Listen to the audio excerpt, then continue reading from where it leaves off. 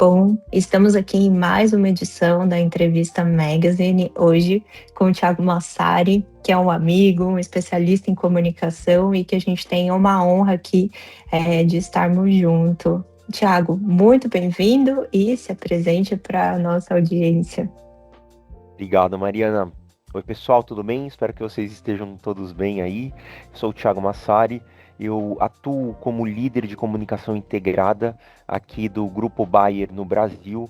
Eu sou um comunicador há mais de 20 anos. Na verdade, acho que eu sou comunicador a vida toda, mas eu atuo profissionalmente com isso há mais de 20 anos. Tive uma passagem por agências, grandes agências, nacionais, regionais, globais, onde eu passei grande parte da minha carreira, mais de 16 anos, onde eu atuei com empresas de todos os segmentos, diferentes tamanhos. Tive a oportunidade de lançar muitas coisas incríveis aqui no Brasil. Depois segui para uma carreira corporativa, onde eu atuei numa plataforma de streaming de esportes, até chegar aqui na Bayer, onde eu atuo hoje. Sou casado, tenho 3 filhos e acho que em casa que eu exerço mais ainda meu papel de comunicador e de relacionamento com stakeholder. Com certeza é dentro de casa. Prazer estar aqui com vocês. Muito obrigada, Thiago. E é verdade, as crianças são lindas e a sua esposa também é muito comunicativa, né? Então, o É, trabalho tá ótimo. Muito comunicação bom. tá na veia, viu? Exatamente, é a família da comunicação. Mas e quando a gente fala, né, dessa sua passagem, e você também pegou muitos momentos da comunicação, né? Então, assim, a gente tinha muito antigamente a TV, o impresso, que era um suprassumo, e principalmente quando a gente fala da parte de PR, mas a comunicação, ela sempre foi vista como um suporte, né? Então, como que você começou a ver e qual que foi essa mudança da comunicação virar uma infraestrutura estratégica para as empresas, principalmente para as globais? Pois é, a gente vem de um mercado, esse mercado de comunicação corporativa, relações públicas, ele é um mercado super maduro, fora do Brasil, em especial nos Estados Unidos, e no Brasil ele se tornou muito forte ali mais durante a década de 80, 90, é, mas de fato atingiu a maturidade ali no início dos anos 2000, né? É, mas ainda era um mercado que era muito focado somente num tipo de comunicação que era muito assessoria de imprensa. Tanto é que era raro você ouvir alguém falando agência de comunicação, comunicação corporativa, se falava muito sobre assessoria de imprensa. Então era um trabalho que era muito voltado para o relacionamento com esse stakeholder, né? A própria comunicação interna tinha também um outro posicionamento, estava muito mais focado em evento, em canais, mas como você falou, tinha um papel, era um papel muito acessório. A comunicação, de uma forma geral, ela estava muito ali para servir é, outros times que de fato pensavam na estratégia, e aí a comunicação estava quase que num papel de execução. Tanto é que era muito comum, hoje ainda existe isso, um pouco, mas já é mais raro, mas era muito comum que a comunicação estivesse muitas vezes dentro de um time de marketing, dentro de um time de RH, né? Então você tinha ali uma liderança de outras áreas que de fato pensavam na estratégia e a comunicação como executora. Só que aí, ali nesses idos do início dos anos 2000, você começa a ver, né, por meio das agências, por meio das áreas de comunicação, das empresas, e aí as multinacionais tiveram um papel super importante porque elas começaram a importar para o Brasil muito dessa estrutura mais madura que já existia fora do país. E então começaram a surgir também os executivos e as estruturas de comunicação de forma mais robusta. E aí você vai vendo um movimento gradual de reposicionamento. E também a mudança, a chegada das redes sociais ao mercado, que acontece ali por volta de 2005, 2006, você começa a ter isso mais maduro, né? Já tinha o Orkut, mas aí ele começa a ganhar um pouco mais de corpo. Você vê que a comunicação começa a ter uma demanda que não é só também focada no relacionamento com a imprensa, né? E aí isso vai caminhando, vai evoluindo, então você vai, a gente foi observando uma mudança muito grande. Tanto é que eu tive, assim, acho que grandes oportunidades de carreira que acabaram acontecendo comigo foram muito voltadas para um momento de grande expansão da comunicação no Brasil. Pra você ter uma ideia, eu entrei numa agência de comunicação na época chamada S2 Comunicação Integrada, que era uma agência muito focada em contas, em grandes, né, clientes de tecnologia. Tanto é que Microsoft era a principal conta que existia nessa agência. Entrei lá em 2005 é, como analista júnior. Então, vamos dizer assim, que eu estava bem tava ali na base da pirâmide em termos de desenvolvimento profissional dentro da agência. Nós tínhamos só os estagiários que a gente coordenava o trabalho deles, mas eu estava realmente ali numa posição de entrada em 2005. Em 2010, eu já era diretor da agência, né? Em 5 anos, eu consegui trilhar todo esse caminho. Mas por quê? Porque houve uma expansão muito grande da agência. Então a agência, ela passou por um processo de fusão junto com a Publicom, virou a S2 Publicom, depois passou por um processo de aquisição de um grupo internacional, aí a Interpublic Group comprou a agência, e todas essas mudanças, né, foram permitindo também que houvesse essas oportunidades de crescimento. Então, é isso, eu digo que foram 50 anos em 5, né, que o mercado acabou vivendo dentro de uma expansão muito forte que aconteceu no Brasil, porque o Brasil também se tornou um grande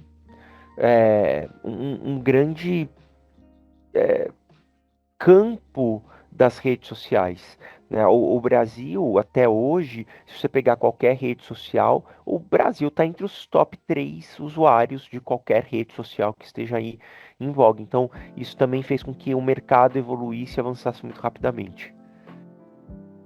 Isso, muito bom.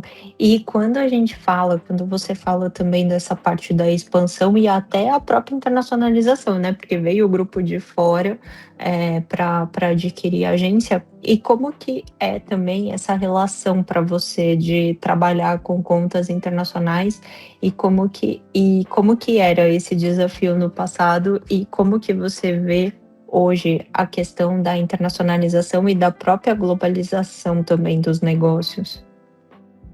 Olha, trabalhar em ambientes com times globais, para mim sempre foi uma coisa muito bacana, assim. Primeiro porque você tem uma oportunidade enorme de troca, de aprendizado, assim, é exponencial, exponencial. Eu fico realmente muito feliz, assim, de interagir com as diferentes culturas, com as diferentes perspectivas, com a forma de você lidar mesmo com o trabalho no dia a dia. E isso vai desde questões culturais de, por exemplo, como que cada país lida com o trabalho, né? Você vê que quando você trabalha com os Estados Unidos, eles têm um entendimento do que é trabalho, com vários países da Europa, você vai vendo que tem outras visões. Quando você trabalha com Ásia, né? China, Coreia, Japão, você vê uma outra relação, e a gente aqui no Brasil, na América Latina e dentro da América Latina também, diferentes vivências. Então, e aí, além desse caldeirão, né, de culturas, de como você lida com o trabalho per se, você ainda tem as diferentes visões da comunicação. Então, assim, o que é a realidade de um país quando lida com imprensa, quando lida com redes sociais, quando lida com produção de conteúdo, quando lida com gestão de crise?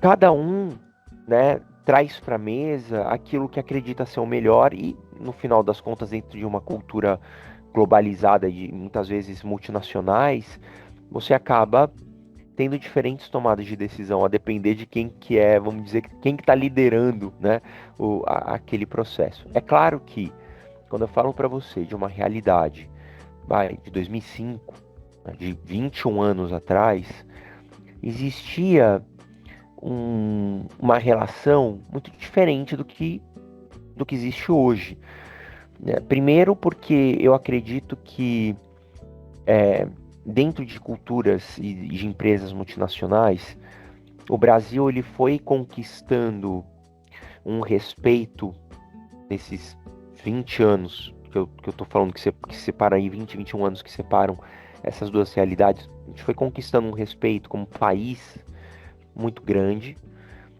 Eu acho que a gente também foi ganhando musculatura e proficiência no tema da comunicação também de uma forma muito robusta. Então lá atrás, eu acho que o brasileiro, a gente ainda luta com isso, com aquela síndrome de cachorro que caiu da mudança, muitas vezes, né, de chegar numa conversa com alguém de outra nacionalidade, de outro país, achando que a gente está devendo, né? Então muitas vezes você chega ali achando que você precisa provar teu valor, né? Mas eu acho que há 20 anos isso era muito mais intenso do que é hoje. Então, hoje eu sinto que a gente fala muito mais de igual para igual e que já existe uma reciprocidade, um respeito mútuo, que no passado não era exatamente assim. Então, eu sinto que no passado o- os gringos, se a gente pode falar assim, eles chegavam com uma postura muito mais de deixa eu te ensinar aqui como é que a gente faz o trabalho, né?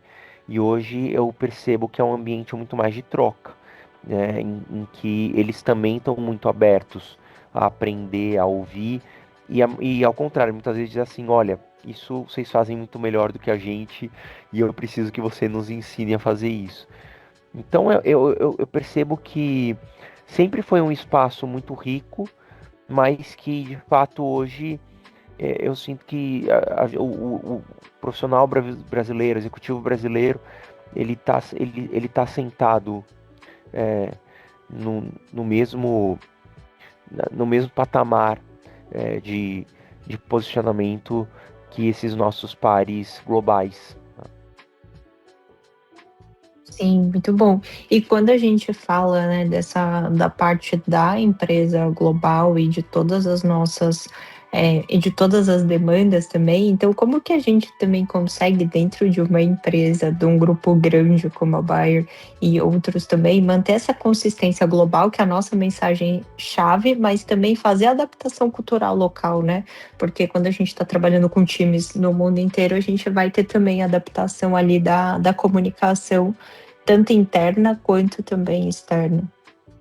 Eu trabalho aqui, eu tenho prazer de trabalhar aqui com a Malu Weber, que Ah, é a vice-presidente de comunicação aqui da Bayer, e que é uma referência quando, no sim. assunto de comunicação, é uma profissional super respeitada, e não é porque ela é a minha chefe, mas eu tenho realmente uma admiração muito grande por ela.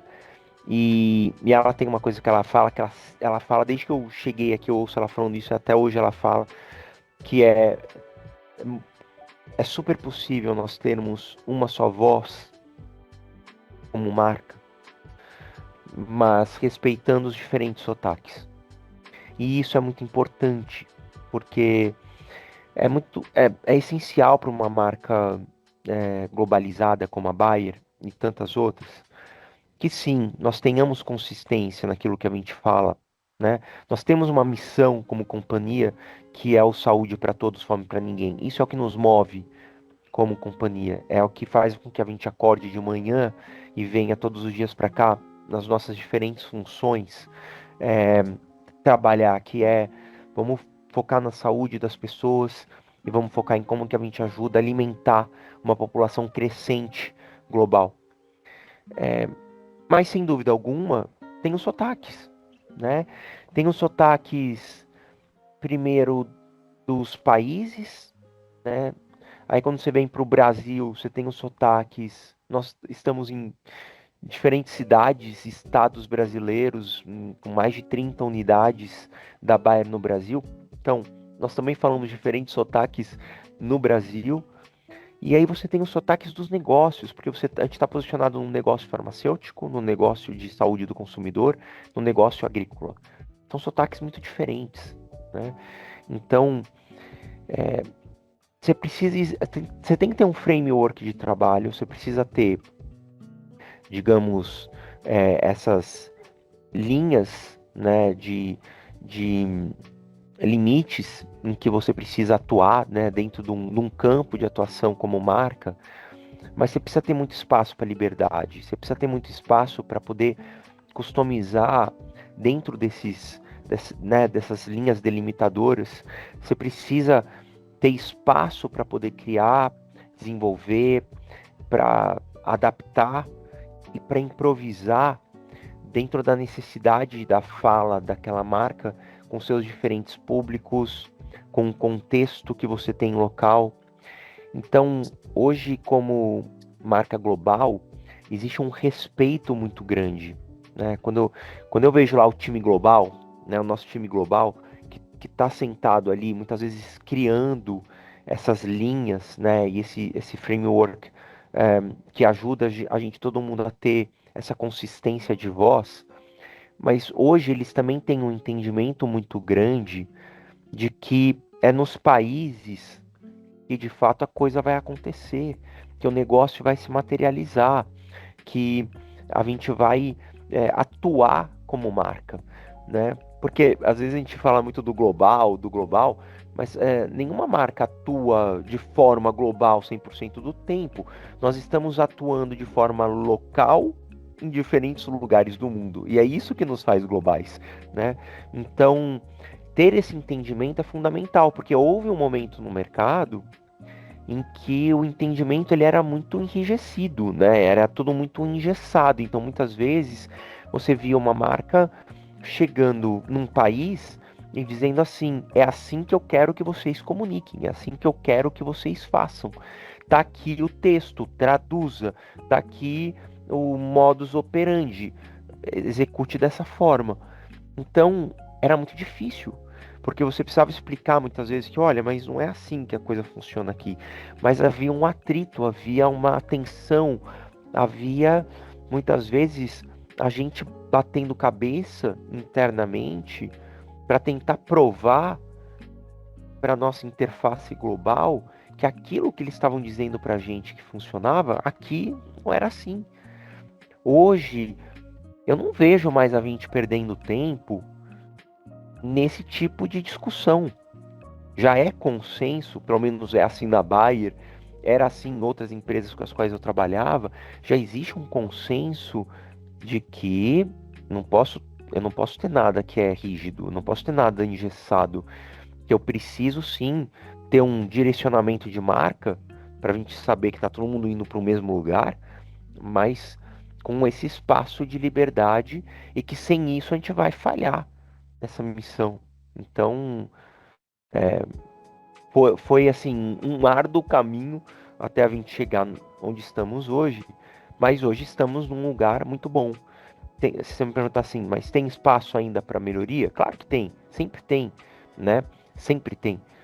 Por exemplo, que a gente possa cada vez mais participar nessas discussões que guiam, que criam esses guias, então que a gente possa cada vez mais estar inserido nessas discussões, nesses times que estão desenhando essas linhas, né? Então eu acho que tem muito dessa realidade, mas sem dúvida alguma estamos num momento muito, muito positivo. Sim, com certeza, também acredito. E, e é até engraçado você falar isso, porque sim, o Brasil é muito grande, né? A gente tem ali as diferenças, as diferentes formas de nos comunicarmos, e até a Sim. própria América Latina, né? Porque uma estratégia de PR, por exemplo, que funciona no Brasil é totalmente diferente da Argentina, do México. Então, eu lembro também desses desafios quando eu comecei a trabalhar com a Latam e principalmente com o PR, que era como a gente explica que o release traduzido não vai funcionar, o que, que a gente tem que fazer, porque que o Brasil ainda é muito diferente do México. O México você mandou, o pessoal gosta muito mais ali, acho que da publicação, então é também é um desafio, mas que eu acredito também que as lideranças têm entendido isso, né?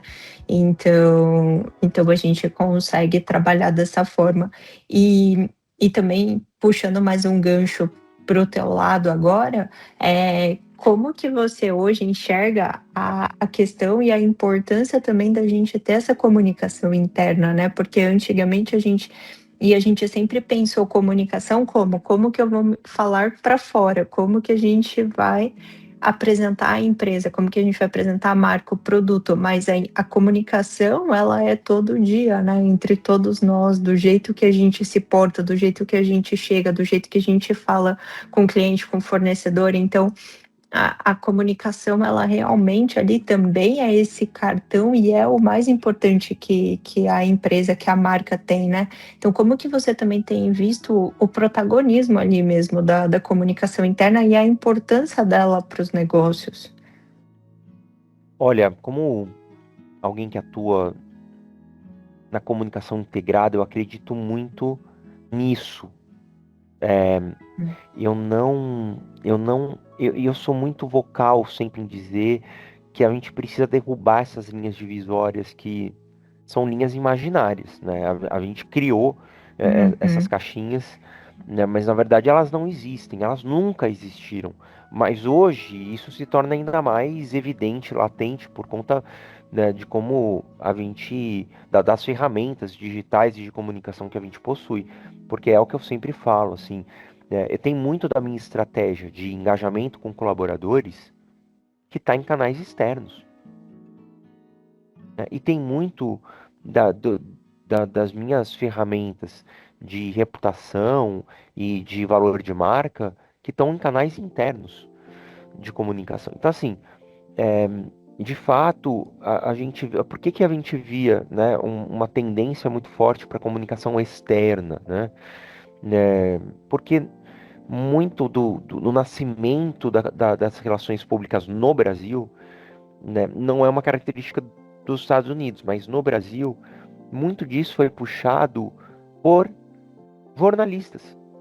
Eram pessoas que atuavam na redação, né, atuavam em grandes veículos de comunicação, na imprensa, de fato, e que em algum momento migraram as suas carreiras para trabalhar com comunicação, mas eram pessoas extremamente enviesadas também pela comunicação externa, porque vinham desse mercado, né?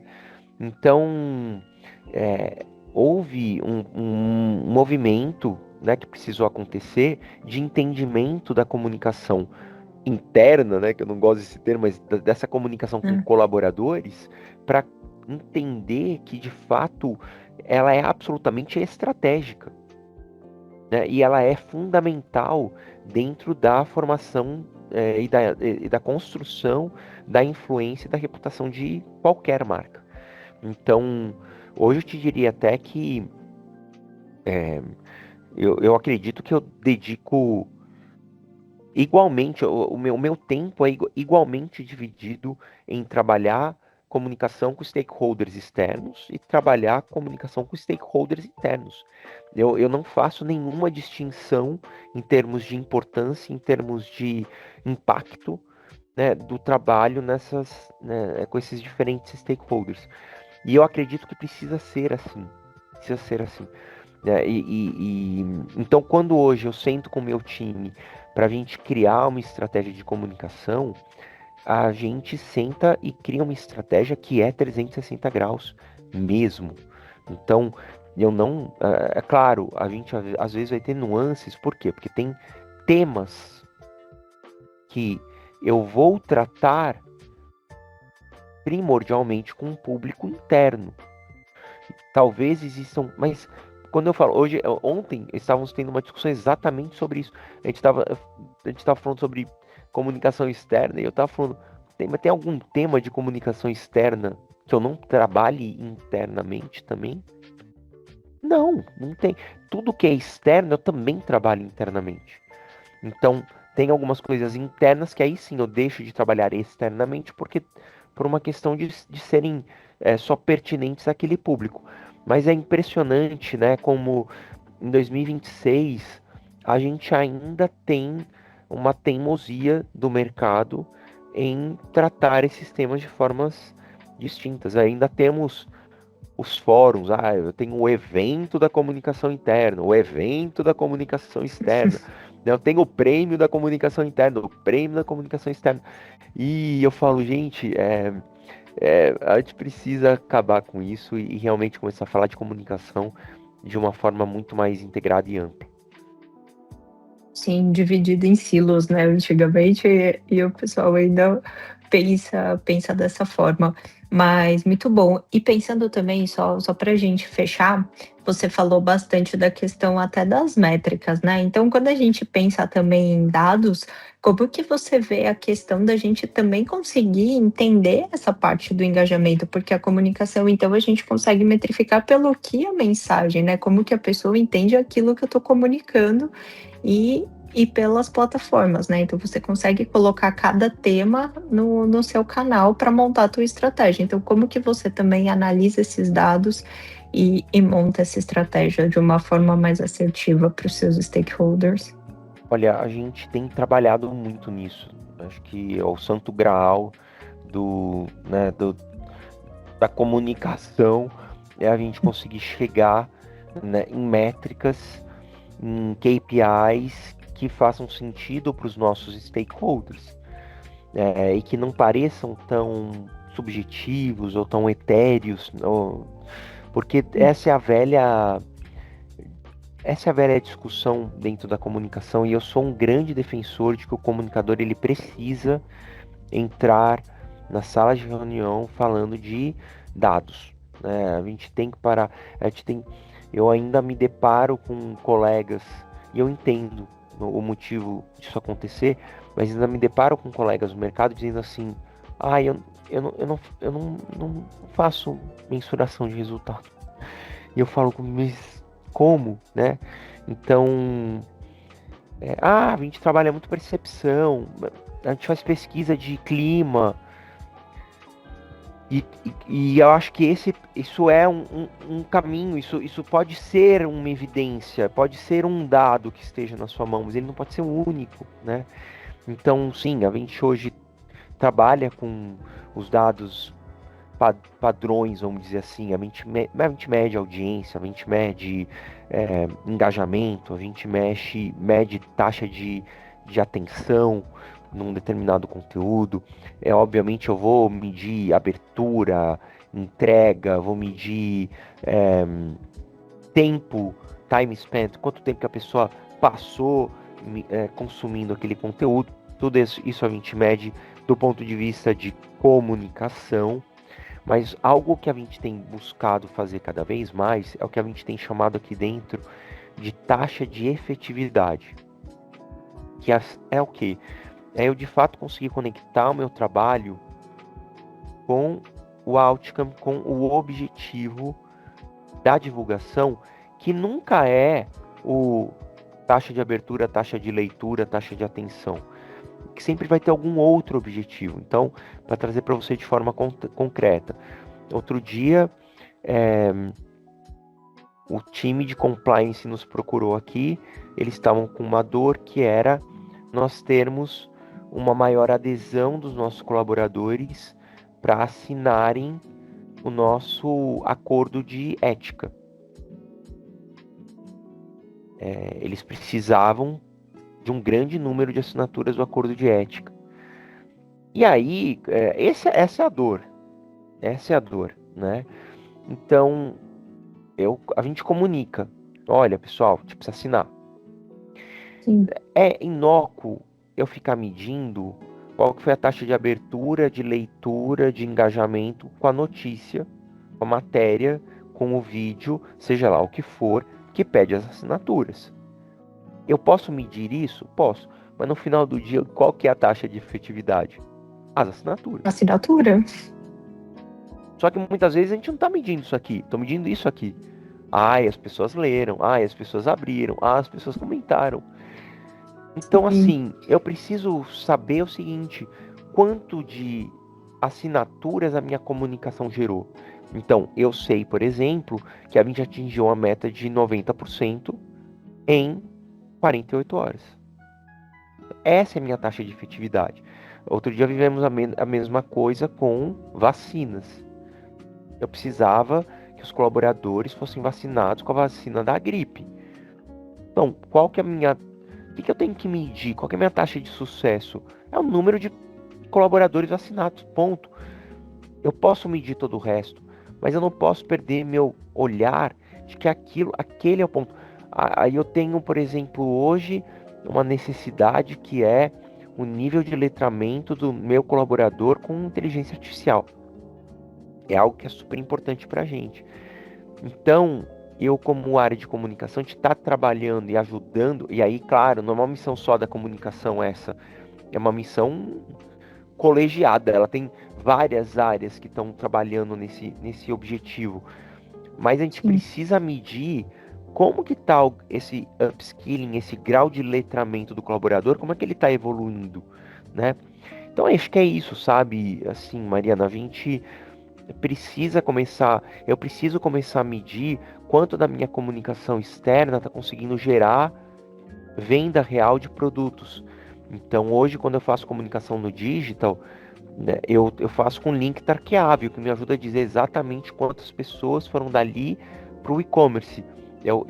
Agora, claro, tem temas que eu trato aqui que não estão conectados com e-commerce, que vão resvalar em coisas Hum. que são mais subjetivas. E tá tudo bem. Aí, se eu estou falando de awareness de doença, é muito difícil, eu não vou conseguir quantificar de forma tão precisa quanto que eu consegui ensinar a respeito de determinada doença para nossa base de seguidores. E aí tudo bem, eu vou para métricas mais tradicionais, mas se eu tenho a possibilidade de ter uma taxa de efetividade mais concreta, eu não posso abrir mão dessa taxa para olhar para coisas que não vão contar a história tão bem. Sim, muito bom. E tem ainda algum sonho ou algo que você deseja para a comunicação nesses próximos 20 anos? Olha, eu desejo que a gente seja cada vez mais assertivos e que a gente seja cada vez mais estratégicos e consultivos no nosso posicionamento. Eu, eu já devo ter dito isso para você, mas eu ainda ouço muitos colegas reclamando que a comunicação é uma pastelaria. E eu digo que a culpa é nossa, que a gente que se comporta como pasteleiro. Então, assim, meu sonho para os próximos 20 anos é que nós possamos de fato nos colocar nessa posição de estrategistas, de consultores, que nós não tenhamos medo de dizer qual é a nossa recomendação, dizer o que a gente pensa, de recomendar um caminho em detrimento de outro, de dizer mais nãos, de termos critérios mais claros de priorização, para que a gente possa usar melhor o nosso tempo e para que a gente possa também ajudar a empresa a focar naquilo que de fato importa, né? Então, que nós não sejamos um agente do caos, porque muitas vezes a comunicação que deveria estar ajudando a empresa a determinar aquilo que é prioridade acaba muitas vezes se transformando justamente na área que fica gerando ruído, que fica gerando comunicações desnecessárias, que fica criando peças que não ajudam de verdade o colaborador ou o stakeholder externo a entender o, o, o que é valor para aquela marca e que valor aquela marca gera. Então, eu realmente acredito que a gente pode avançar muito mais nesse posicionamento, que seja um posicionamento cada vez mais executivo e assertivo ao longo dos próximos anos. Muito bom, Thiago, muito obrigada pela tua presença aqui, pela tua agenda, que eu sei que ela é bem concorrida, sempre muito bom falar com você, e a gente está aqui sempre disponível também para saber das novidades e para conversar mais sobre esse tema que tanto você quanto eu, a gente gosta tanto, que é a comunicação. Muito obrigada. Obrigado você pelo convite, é um prazer sempre trocar com você, estar nesse espaço aqui de troca mútua e aprendizado. Contem comigo também. Obrigado. Obrigada, tchau, tchau.